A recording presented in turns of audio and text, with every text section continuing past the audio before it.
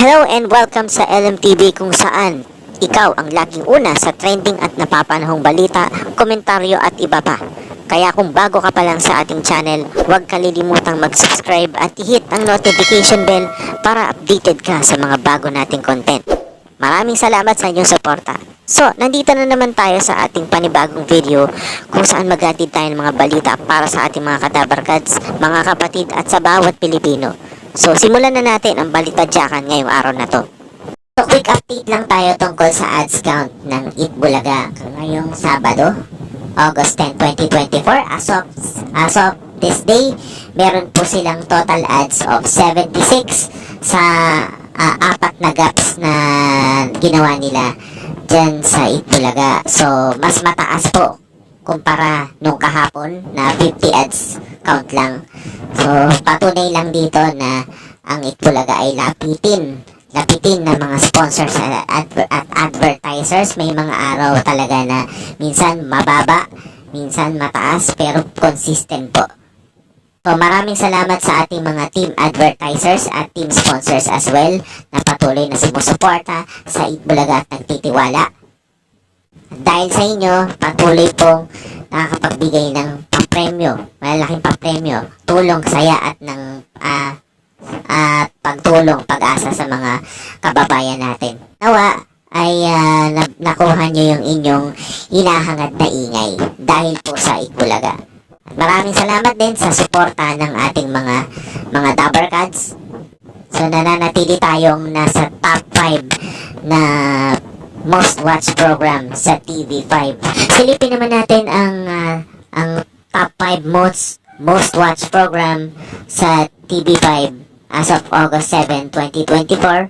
Nangunguna pa rin ang FPJ's Batang Quiapo with 16.7%. Sumunod naman ng Pamilya Sagrado with 7.3%. Sumunod naman dyan, pangatlo, ang Carlo J. Caparas Lumuhod Ka sa Lupa with 4.2%. High Street with 4.1% at Frontline Pilipinas na may 3.9%. Pagdating naman sa TV5 Original, syempre nangunguna dyan ang Lumuhod Ka sa Lupa with 4.2%. Sumunod ang Frontline Pilipinas with 3.9%. Pangatlo ang Eat Bulaga, syempre with 3.6%. Sumunod naman dyan ang Frontline Express with 2.1% at Will to Win with 1.8%. So, kanina dyan sa Eat Bulaga, masaya na naman ang mga Dabarkads dahil mayroon na namang Eat Bulaga Olympics. At dahil wala si Miles Ocampo, sa mga nagtatanong bakit wala si Miles Ocampo kanina dyan sa Eat Bulaga, nandun siya ngayon kanina sa Davao City, sa Barangay Sasa sa Davao City para sa Katayawan Festival. At nandun yung iba pang mga taga TV5 para sa Barangay 5 Sugod Fiesta. Kasama nila dyan kasama ni Miles dyan yung mga co-stars niya from Pajak Princess. Siyempre, nandyan sina Jameson Blake, si Acosta ng Lumuhod Ka sa Lupa, Kira Ballinger, Jao Constancia at si Sam Coloso bilang MC dyan sa Davao. Dahil wala si Miles Ocampo kanina dyan sa Eat Bulaga, nag-video call siya sa Eat Bulaga habang nagda-live sila, no? At kinamusta yung mga Dabarkads.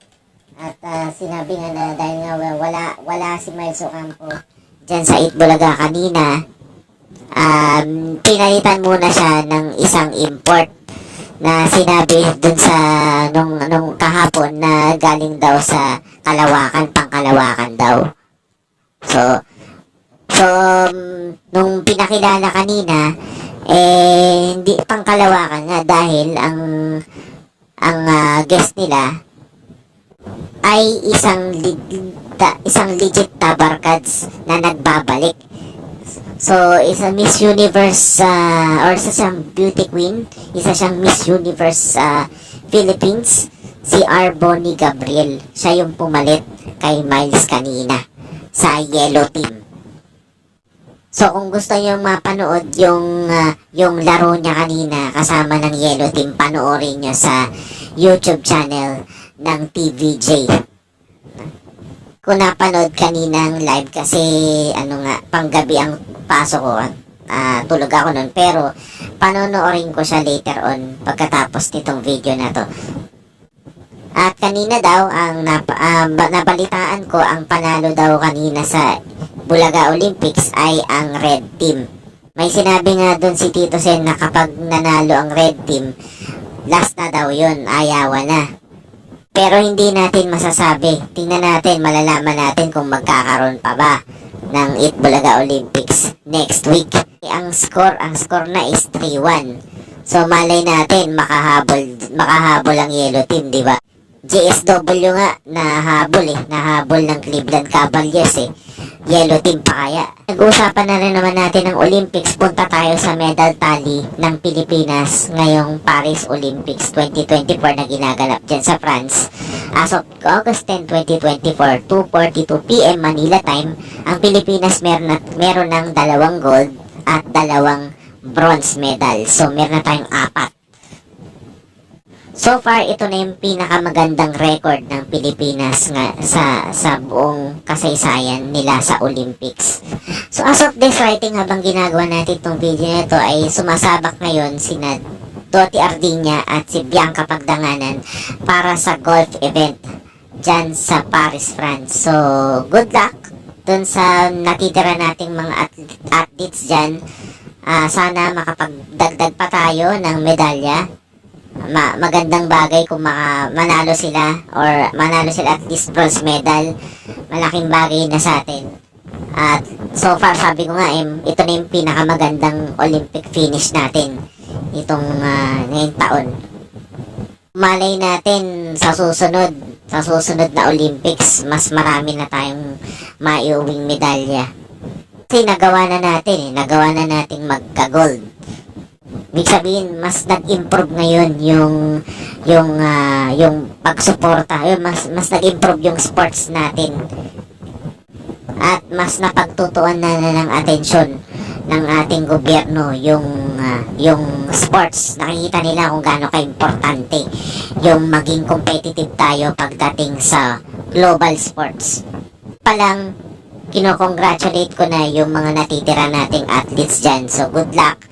Galingan ninyo. Samantala, pag-usapan natin ngayon yung naging issue tungkol sa dun sa isang talent dyan sa TV5 na nagsumbong sa isang episode ni Rapi Tulfo nung nakarang araw, na sinasabi na napagsamantalahan daw umano siya ng isa sa mga tauhan dyan sa network na may mataas na posisyon, na tawag nga daw independent contractor.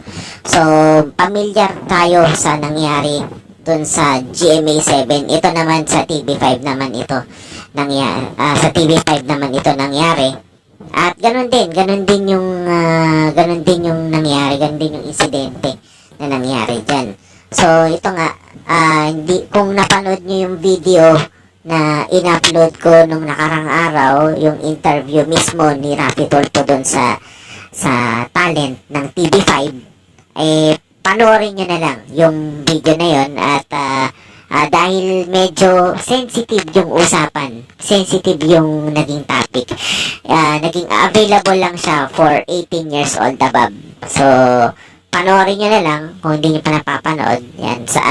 Sa ngayon, babasahin ko na lang yung statement mismo ni TV5 tungkol dun sa nangyari. So, sabi dito, sa TV5 network statement na pinost ng News 5 at ng TV5, sabi, TV5 management is aware of the matter regarding an alleged incident between a TV5 employee and an independent contractor. We have released the necessary notice to explain and are conducting an investigation to determine the facts so we may take the appropriate action.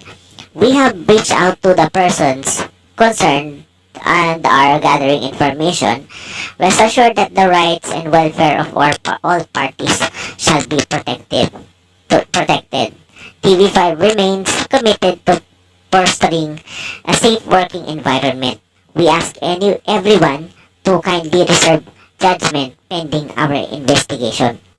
After marinig ni Rapi Tulfo yung sumbong nung bata, sabi nga daw dito, dun sa video, sabi ay tinanggal daw, after gawin sa kanya yun nung independent contractor, ay nagsumbong yung bata sa pulis, nagsumbong sa NBI, hanggang sa makarating nga kay Rapi Tulfo. At ito si Senator Rapi Tulfo ay galit na galit sa ginawa nung contractor na yon. At napag-alaman na ang taong ito ay meron palang mataas na posisyon dyan sa network. Isa siyang program manager. So, kung gusto niyo malaman kung sino yung pangalan niya, ang pangalan daw niya ay si Cliff Ginko. Yan. So, siyempre nga galit dahil nga mas kinakampihan niya. Hindi siya kasi, kilala natin si Senator Rapi Tulfo, may paninindigan yan.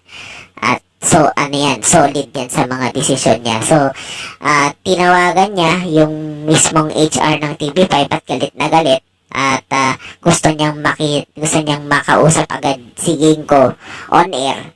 At ayun nga, pag hindi daw nagbanta siya na kapag hindi niya nakakausap itong si Ginko ay magpapatawag siya ng hearing sa Senado. Yan. At nagsulat, di na rin siya nag-atubiling kausapin yung kanyang abogado, ng kanyang isang legal counsel para meron siyang pipirmahan daw, sabi. Pipirmahan at gusto niyang meron siyang gustong iparating, gusto niyang makausap agad, makipag-communicate agad kay Boss MVP tungkol dito sa seryosong pangyayari na ito. At ito matindi. Nagbanta siya na kapag hindi sinuspindi itong program manager na to ay mapupersa siyang mag-resign sa TV5. Willing daw siyang umalis or kung gusto niyang umalis dito sa network. At kilala naman natin to si Rapi Tulfo. Ang tagal nito sa TV5. Matagal na siyang nag-work sa TV5 at siya lang ang nag-iisang Tulfo na hindi nilayasan ng TV5 kahit noong pandemic, di ba? Kung alam mo na napaka-importanting tao to sa network mo, bakit mo hahayaang alisin tong taong ito? Diba? Hahayaan mo bang umalis tong tao na to sa network mo? Ito yung nagbibigay ng hatak. Malaki yung contribution nitong tao ito sa network mo. Bakit mo hahayaan mo? Hahayaan mo ba siyang umalis kapalit ng taong pinoprotektahan mo? Diba? So, syempre, kung ganun, alam naman siguro ng TV5 yung gagawin nila. So, ang para sa akin lang, patunayan ng TV5 na hindi sila kagaya ng ibang network dyan na mayroong pinoprotektahan, may kinikilingan, di ba? So, gawin nila yung tama. At talagang ako mismo bibilib ako sa kanila talaga pag ginagawa nila yan. Tanggalin nila yung program manager, suspindihin nila, parusahan nila, wag nilang bayaran. Kahit mga pwedeng tanggalin na nila, ibalik nila sa balik nila sa GMA kasi napag-alaman na ito palang program manager na ito ay dating galing sa GMA 7. So kung galing niya dun sa Channel 7 ay dinadala niya sa TV5, hindi tama. So mas maganda bumalik na lang siya dun sa Kamuning, di ba? Sama-sama sila doon nung yung dalawang bakla doon na meron na ring kaso, no? So, moral lesson dito, wag nyong, hindi porke mataas ang posisyon ninyo at kakaya-kayanin nyo lang yung tao, kinakaya-kaya yung tao dahil walang kakayahan yung taong lumaban sa inyo ay pagsasamantalahan nyo. Hindi ganun. Po dito sa LMTV, kahit kapatid po kayo, kahit kapatid pa kayo, kahit nandyan kayo sa network na sinusuportahan namin, hindi pa rin namin kayo sasantuhin. Babatiusin pa rin namin kayo. Kung basta may ginawa kayong mali, kagaya ni Rafi Tulfo, di ba? Kahit kapatid niya, kahit nasa kapatid network pa, kahit basta may ginawa kang kalokohan, babanatan ka pa din. Hindi ka sasantuhin. Ganun yung taong may paninindigan. So, good job. Good job kay Idol Rafi Tulfo. Talagang idol ka talaga, Senator. Sana tularan ka ng lahat ng tularan ka lahat ng mga journalist. Para naman kay Talent, sana makarecover siya sa trauma. Pagdadasal natin siya. At sa lahat ng mga taong naaagrabyado nitong mga matataas na posisyon na to. Samantala, pag-usapan naman natin ngayon yung blind item na nilabas dito ni Jeff Oligar TV. Ang sabi daw dito, afternoon show, titigbakin na raw. Gaano kaya katotoo na nasagap nating bali-balita mula sa ilang mga tiririt sa social media na may isang afternoon show raw na titigbakin na raw sa ere. Ngayon, sa bulong-bulungan, 3 taon sana ang kontrata ng naturang palabas, ngunit dahil raw sa sobrang baba ng TV ratings at advertisements, magiging 6 na buwan na raw ang itatagal nun. Nako, ayon pa sa mga tiririt, hindi rin nagustuhan ng management ng network ang inasal ng main host na to, na naging mitsa upang mag-back out ang isa sa mga co-host nito na sikat na influencer. Dismayado rin daw ang pamunuan sa lantarang paninermon ng host sa staff at co-host niya sa palabas. Ayon pa sa mga haka-haka, laking pagsisisi raw ang inabot ng management sa muling pagbibigay ng pagkakataon sa host.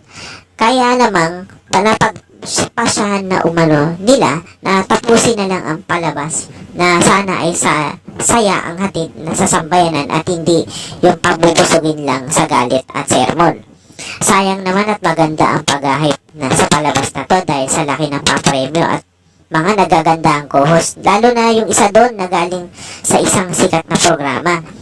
Kaya naman kung magkakatotoo man ang maugong na chikang ito, aral na lang ito sa main host na wag na lang dalhin sa area. Sobrang emosyon na nararamdaman. Sabi nga niya, hirap na siyang dalhin ang palabas na yon.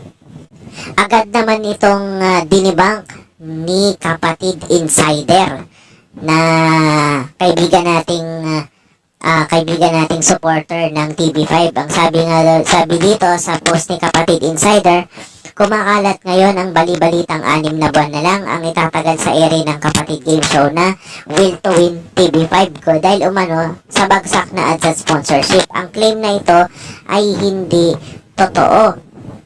Ayon sa aming sources, masaya ang top management ng TV5 sa magandang performance ng Will to Win sa ratings game kung ikukumpara sa mga programang pinalitan nito sa 4:30 PM slot. Nakikiusap ang kapatid Insider sa lahat na maging mapagmatsyag at alamin ang totoo sa gawa lang. So, yun naman pala, hindi naman pala totoo na 6 months na lang ang Will to Win. In fact, sabi nga ni si Willie, doon ng mga nakarang episodes nila, yung mga latest episodes nila ngayon, medyo kalmado na ngayon si Kuya Will sa Will to Win. Lalo na ngayon, nag-extend na yung kanilang oras from 5 o'clock to 4:30 to 6:30 PM.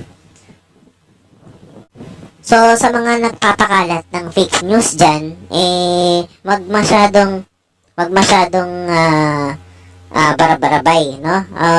Ingat lang kayo sa magpapakalat ng fake news. Sa mga nagbabasa naman dyan, ng mga fans, ng mga followers ng pages sa mga followers ng ibang pages dyan, wag masyadong maniniwala sa mga unconfirmed or unverified na mga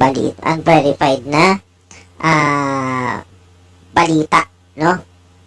Lalo na kung hindi naman mismo galing sa sources sa loob ng network. So that's all for me mga kapatid. So kung nagustuhan mo ang video na ito, baka naman paki-like and share. Maraming salamat sa pagsuporta at pagsubaybay hanggang sa susunod na Balita Tsakan.